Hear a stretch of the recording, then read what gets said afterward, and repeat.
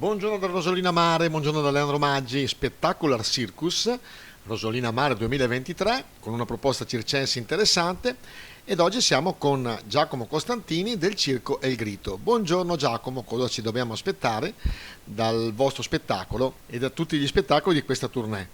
È un circo contemporaneo, cosiddetto, un circo contemporaneo. Spesso accade che la tecnica del circo, che non viene certamente a mancare, quindi si vedranno acrobazie, virtuosismi, acrobazie aeree, però non vengono, diciamo, esposte, esibite per un valore puramente dimostrativo, no? Per cui quanto è bravo quel trapezista, quanto è bravo quel giocoliere che tiene in aria 5, 7, 9 palline, no? Viene di solito utilizzata la tecnica per raccontare, per suggerire una storia, quindi diciamo che c'è un impianto proprio, spesso anche a volte anche narrativo, e quindi si avvicina a forme più teatrali, ecco, di spettacolo. E da quanto fate queste rappresentazioni?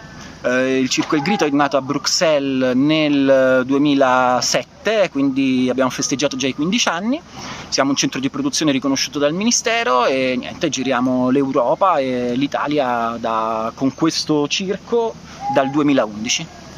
Soddisfazioni? Beh sì, diciamo che è andato tutto un po' nel verso giusto fino adesso, per cui... Tu nasci da famiglia circense? No. Hai proprio passione? Nel circo contemporaneo è spesso così, cioè non c'è una tradizione familiare, adesso iniziano a esserci, visto che è un linguaggio molto, molto giovane, nuovo, si colloca intorno agli anni 80 in Francia, la nascita del cosiddetto circo contemporaneo.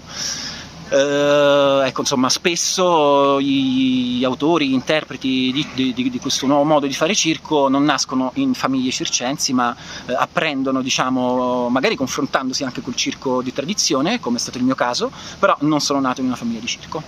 Contento comunque di questa scelta di vita? Assolutamente. Grande, grande Giacomo, ti ringrazio. Grazie a te.